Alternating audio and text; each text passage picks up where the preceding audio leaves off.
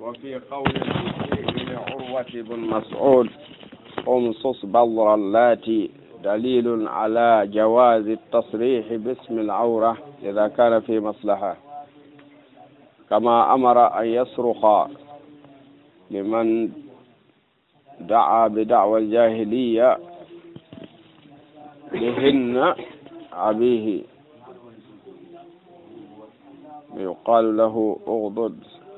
غير أبيك ولا يكنى له،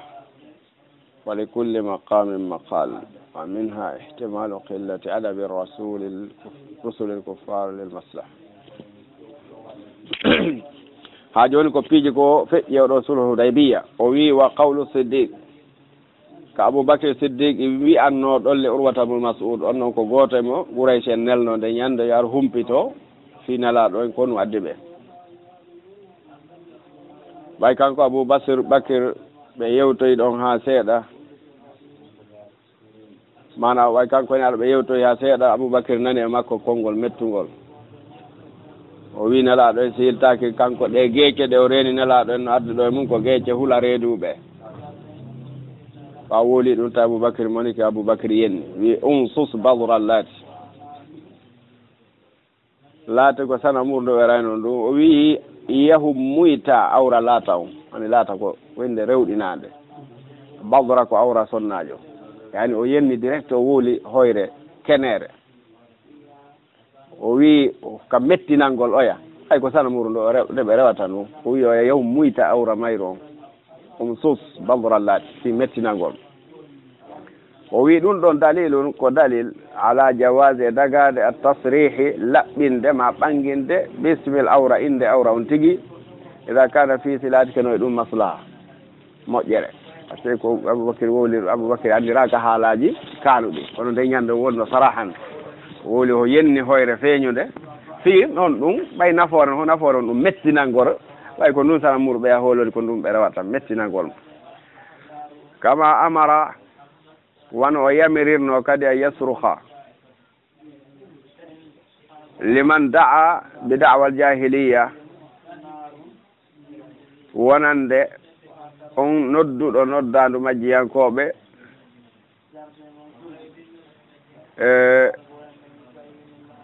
o yamiri bana bi hanni abihi yani hoynugol ben makko wa yuqalu lahu yo wi'ane a'dud ayra abika wala yukanni lah o wiino on kadi goɗɗo ewninoɗo ɗum ɗon on kadi o feññinannomo hoyre o wiimo udud ɗum ko ngatu ƴakku ayra abika yani boofoɗe bemmaɗe o yi ɗum e direct wala kannila hay o jammi ay o jammali ko direct o wooli yani jammitani oya bemmakko o yiɗo noon tawi maslahano e mum ala fali kulli maqami maqal no woodi nokkure fof ko haalete ɗon nawedema ɗum ɗo haray no moƴƴi e kala nokkure kono ɗon hari no foddide mum wa minano e mum ihtimal ronditagol illatu fanɗugol adabi needi rasulil kuffari nelaɓe heefera ɓellil maslaha ara ko fi moƴƴere par ce que si keefero immini nelaɗo o piyataki o sokataki haray le ɓayɓe ne'aki kamɓe ɓe jogui toon borre needi kono julɓe men kañum rondita ɗum sabu urwatu masuɗo wolno ɗo konngol borre needi wara noon Budayl on warta onon kadi arno haɓɓiti o mais o pooɗa e waare nelaɗo nde ɗum ɗo fof ko gol borre needi wana ɓoye kadi Suhayl ibn Amr o wiɗo noon no e jeeya e mum ihtimalu ronditagol qillati fanɗugol adabi needi rasulil kuffar nelaɗo heefera ɓellil maslaha hara ko fi intérêt goɗɗo goo nawede makko hulugol mo kono ko fi moƴƴere li annahu sabu nelaɗo lam yuqabil kanko jaɓɓorano urwata ala ahdihi e nanngugol makko bi lihiyati waare makko nden waare no haɓɓi to nanga e waare nelaɗo nden ko so naɓɓi toon junngo makko ngon yani Aba Moussa al-Ashari no dari takko nelaɗo on ɗon piya junngo makko ngon inna memata waare nelaɗo nden wa minha hino ɗo kadi ko hollata en taharatu laaɓal annuhama tuuta on hollata en tuuta no laaɓi wal ma ul mustamal ndiyam gollitiraɗan kadi no laaɓi ɗan goɗɗo salligi ha gasi ma ɗan goɗɗo looti e mum longa sabu nelaɗo ɗo si oɗo ko yehi o fillani Quraysh en o wino mi i gorko mi yehi ka Farisankoɓe ɓe mino ɓe teddiri lanɗo maɓɓe mi yehi ka Rumiyankoɓe ɓe mino ɓe teddiri lanɗo maɓɓe kono mi ali gorko ka teddina hakkunde yimɓe mum ha hewti ko nelaɗo teddina hakkunde yimɓe makko ɓe o wi sabu o tuttata tutaɗe sina ɗe memata leydi haray ɓe tuɗi juuɗe tutaɗe ka juuɗe maɓɓe yanata ɓe wujay ɗum e ɓalli maɓɓe ɗin o salligata ko ndiyan sina ɓe eɓɓay wardude fi ndiyan salliguiɗan o salligui o wino ɗum ɗon ko seede ɗum koko laaɓi sina ko laaɓi no yamirtano ɓe wujito ɗum ka ɓalli maɓɓe ɓay ɓe juuli dayno e ɗum par ce que baɓe yiɗede attafa'ul ko ɗum woni malnagol ko diddu attasha'um an ɗanana ɗo konngol wiya an waɗangol tasha'um kattinorangol ka ɗum waɗi wo goɗɗum waɗay goɗɗo kadi nanangol ina an ko malore no eyi ko ɗum ɗon nelaɗo kamɓe ko ɗum welata ɓe ɓe wiya yo jebori tafawul min ko welatanmi ko kontugol malore on edi kattinagol ngol tawan ko niveau an ko bone sañƴiniɗa honto nelaɗo waɗi tafawul kaɓe makuno sahula amrukum ɓe maki fiyake moom on newi kelamma jaa Suhayl nde Suhayl arno andimo Quraysh en neli on ko Suhayl o wiyete nelaɗo seeki ka inde makko ɗon wi sahula amrukum ɓay tun ko wiyeteɗo Sahal ari inde makko nen ko inde newagol nelaɗo taƴi ɗon wi awa fiyake moom on newoto joni eyi wa anna musalahata al mushrik no ɗo kollata en sulhodirde e shirkowo bima fihi hara koko woni e muɗum sa daymum tooñe jaizum no dagolil maslahati si tawi ko fi moƴƴere hara ɗo tañƴini intérêt goɗɗo goo ɓaawa ɗum ɓurɗo ɗum ɗon yaani ɗa wawi waddide ɗo e kefeero sulhodirat hara ɗa reeni sa koye hoore tooñedema an wono ne aɗa waddinoɗo e maɓɓe sulhu noon sabaɓe fuuƴi kañum ɗum ɗon ko kamɓe tooña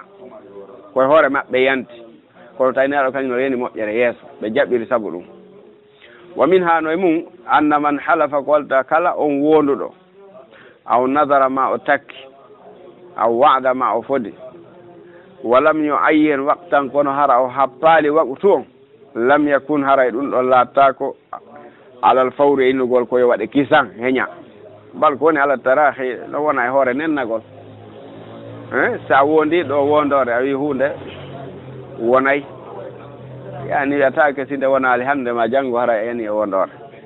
ma a takki a wi a waɗanayi Allah goɗɗum a waɗali happu ɗon holli no wawi nennude taw ha ñande ɓoyɗa o ma a fodi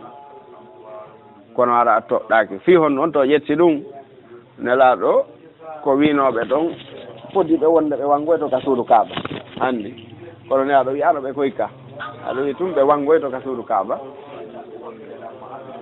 holli jaka no wawi wonde harana ɗon e ɗon wa min hano e mum annal halqa fembagol ngol nusukun ko e dewe hajji ɗe jeyama umra o wanna hu no holli fembagol ngol afdal ɓuuri moƴƴi remna taksire ɗi ɗoytugol nusukun ɗum ko wafo wanna hu no fembagol kadi nusukun ko dewal fi umrati ka umra ka hajji kal hajji wano hajju ngu wanna hu no holli fembagol ngol nusukun ko dewal kadi fi umrati alhasmu fi umrati muhsar e umra neɗɗo sakkaɗo wano neɗɗo sakkurano ɗo ɓe jaɓal ɓe naata makka noon an kadi nelaɗo ɓay hirsuno ɗon ɓe fembi kadi hoorele ɓe naato yaali makka no holli an kadi sa heeɓi empêchement goɗɗum sakkike ma naatude waɗa umra ma hajju ya fembo ka dattinɗaɗo kama huwa nusuku wano woni fembagol ngol ko dewal fi umrati e umra goo gayri himonaɗo wa min hano e mum ko feƴƴi ka suuda e mbiya ɗo ko hollete annal muftar neɗɗo sakkaɗo on yanharu hadiyahu koyo o boro neldari makko e mana ngeloba ko neldi kon hayso uftira nokku ka o sakka ɗon minal hilli foti ko ka hill wal haram makko ka hurum ko wiyete hill hurum makka on no waɗi didol nder maggol on fof ko hurum haram wiyete ɓaw maggol on fof ko hill ɗum noon foti ko ka dagi toon o woni makko ka harmi to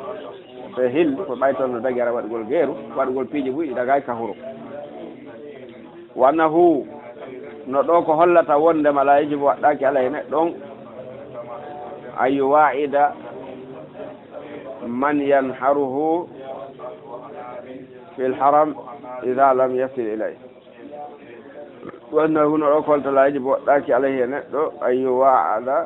أي واعد وند أفضلتا لو فضل نرتا من ينحره برانتو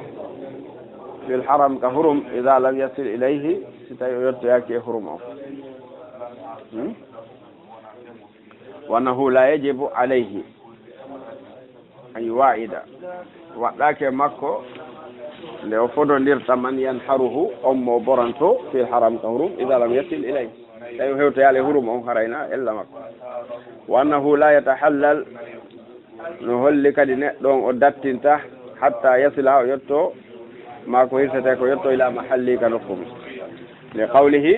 سبكنا ما كنا والهدي هذا يجري معكوفا هدي سكا اي يبلغ يتو محله كنكم ومنها نمو ان الموضع قال تنكر الذين نحروا فيه ndebe borino e mum kambe ne laabe saba mabbe min al hil ɗum ko ka dagi to wonno ari ɓe natali hurum on lil ayat tabu aya on li anna al haram sabu hurum on kullo fo mahallu nahar ko nokku ka borete al hadi hadayaji ɗi taw har ɓe naati ka hurum aya on irtano no ɗum no holli har ɓe natali ka nder hurum wa minha noy mum annal muhsir neɗɗo sakkaɗo timmigol hajju e umra la yajibu alayhi qada waɗɗaki mo yoɓugol wa summiyat wi irama التي أمر بعدها من لا وإنه بعد هتان أمرة قضية وليس أمرة قضية أنا أمرة يبت جولدي ما يبتتر ولأنها كتبك أمرة التي أن قضاهم من لا نيا ونديرنا ما عليها دوم فرواته يا قضية أمرة نيا ودانو دون أمرة شيء كومه هل دانو ما بيننا الوضع كورونا يبتتر بوي كونو فيدل ومن أن الأمر المطلق ولا تاي كلا يميرore accitane nde tongaka alal fawr wi'ede ko ɗon e ɗon wa illa lam yaghdab li ta'akhurihim an al-amr wa minha no e ɗo ko wallata anna al-amr al-mutlaq wonde hunde wellitande alal fawr no waɗe e ko yaawi heña wa illa sona ɗum lam yaghdab yani ara saba ben tikkata no li ta'khurihim sabu letugol mabbe al-amri fiyate on o bay hari be hooli ko be wade kisan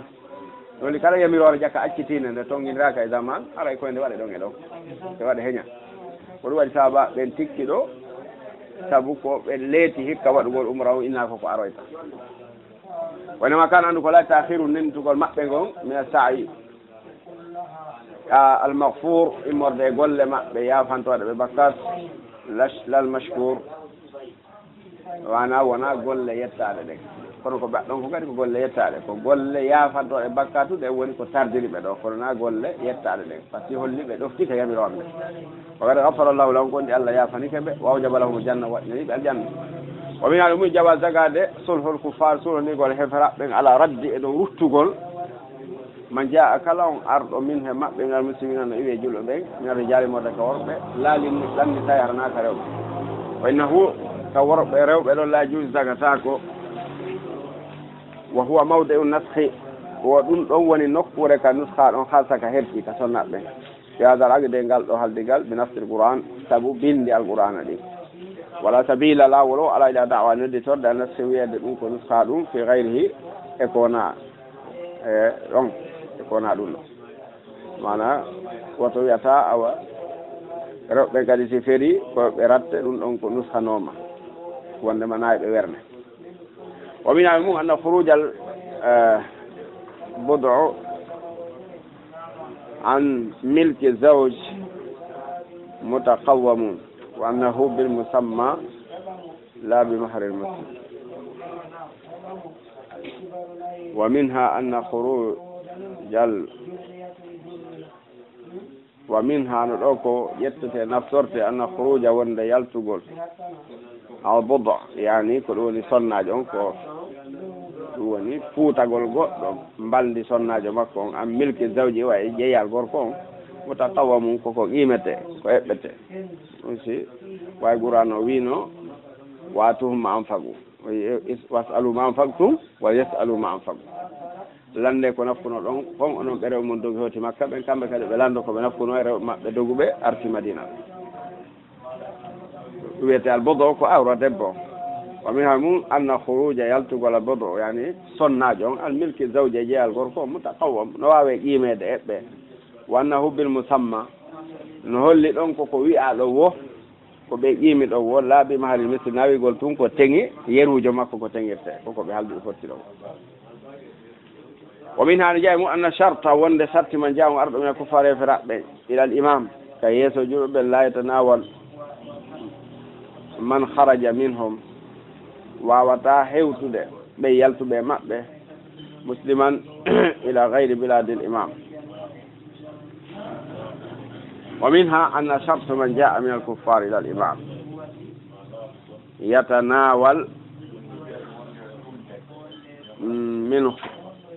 man haraja minhum musliman ila wadi ila gayri biladi al imam wa minha jaa mum ko walta anna charte wonde charte man jaa on arɗo min inal kuffar no kafiraɓe ila al imam ari ka imamude julɓe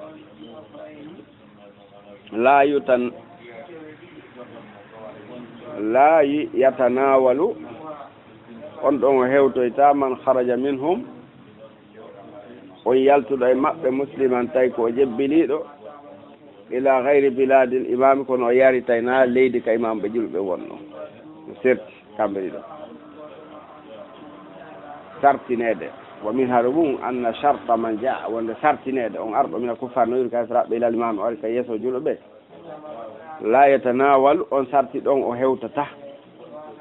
ko sartinayi on ɗon ko hewtata man haraja minhum on yaltuɗo kafiraɓe musliman tawi ko julɗo tigui kono ila gayri biladil imam tawi ka yaari toon na ka leydi ka imam ɓe julɓe won toon sarti oɗa on hewtata oɗa naɓe goto toon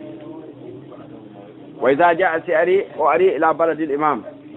ka leydi ka imam julɓe wonɗo la yajibu raddu wara waɗɗata ko ruttugol mo biduni talabi ko alda e ɗaɓɓirgol heferaɓe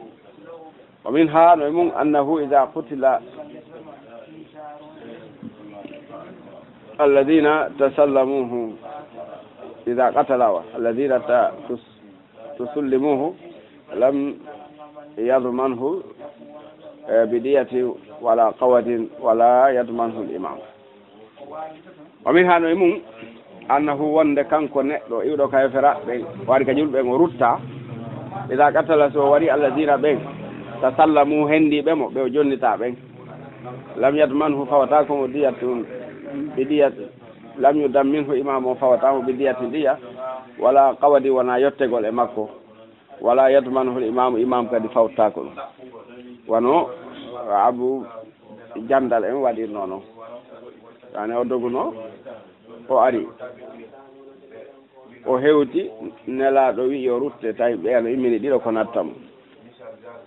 ɓe ha e lawol ɓayde a jontiɓe oya o jaɓi kafa oya kan o wari oya oya on dogi yiltitori madina o jokkimo kono nelaɗo wi ano yo yoɓu on mo wari ɗon nelaɗo kadi fawtanoke wa minha no mum annahu ida kana bayna ba'd muluki almuslimin wa bayna ahli dhimma ahadun jaza li malikin akhar an yaghzuwahum kama afta bihi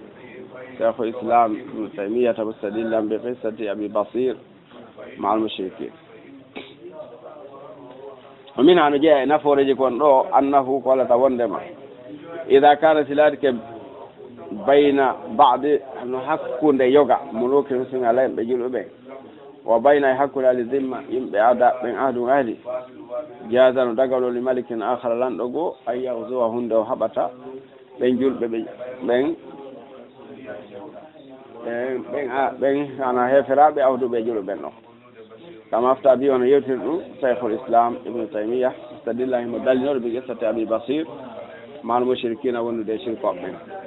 saabu na ɗo nelaɗo awduɗo heferaɓe acci haare nelaɗo haɓalɓe few kono goɓɓe goo sorto e julo ɓen waɗi goo haaɓiɓe nelaɗo aɗanoɓe haɓugol heferaɓe ha heferaɓe yinde joni yo nelaɗo accituɓe ɓe naata ɓe dalinoɗo ɗum